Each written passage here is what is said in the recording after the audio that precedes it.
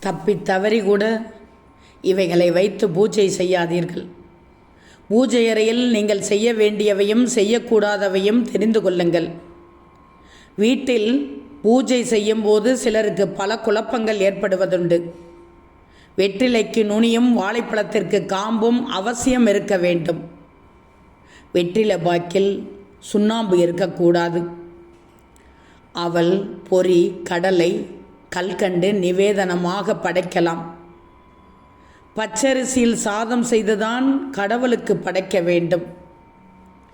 மாதுளை, கொய்யா, வாழைப்பழம், நெல்லி, இலந்தை, விளாம்பழம், புளியம்பழம், மாம்பழம் ஆகிய பழங்கள் பூஜைக்கு ஏற்றவை. வாழையில் நாட்டுப்பழம் மிக மிக நல்லது. குடுமி தேங்காயை சீராக உடைத்த பிறகு குடுமியை பிரிக்க வேண்டும்.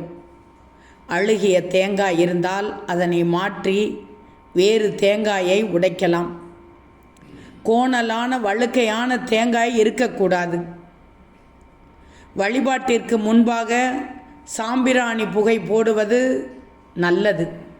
சாம்பிராணி வாசம் கெட்ட அதிர்வுகளை விரட்டும் ஆற்றல் உடையது.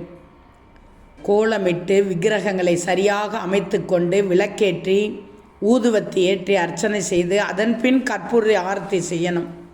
விநாயகரை துளசியால் பூஜிப்பது தவறு. பெருமாளுக்கு அர்ச்சதையால் பூஜிப்பதும் தவறு.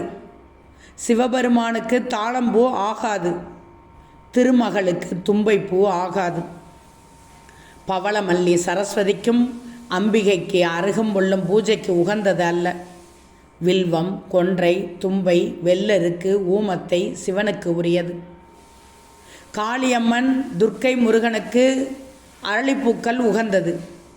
அருகம்புல், மல்லி, சாமந்தி, நீலப்பூ, ரோஜா, பன்னீர் ரோஜா, சங்குப்பூ, தாமரை, மரிக்கொழுந்து, சம்மங்கி, துளசி, விருச்சிப்பூ பூஜைக்கான மலர்கள்.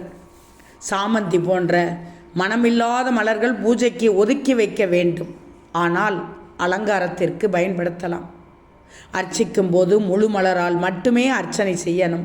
பூவின் இதழ்களை கொண்டு அர்ச்சனை செய்வது மிகவும் தப்பு. காய்ந்து போன, அழுகி போன, வாடி போன, பூச்சி கடித்த பூக்களை பயன்படுத்தது தெய்வ குற்றம். இவையே பூஜை அறையில் நீங்கள் கடைபிடிக்க வேண்டிய முக்கிய விஷயங்கள்.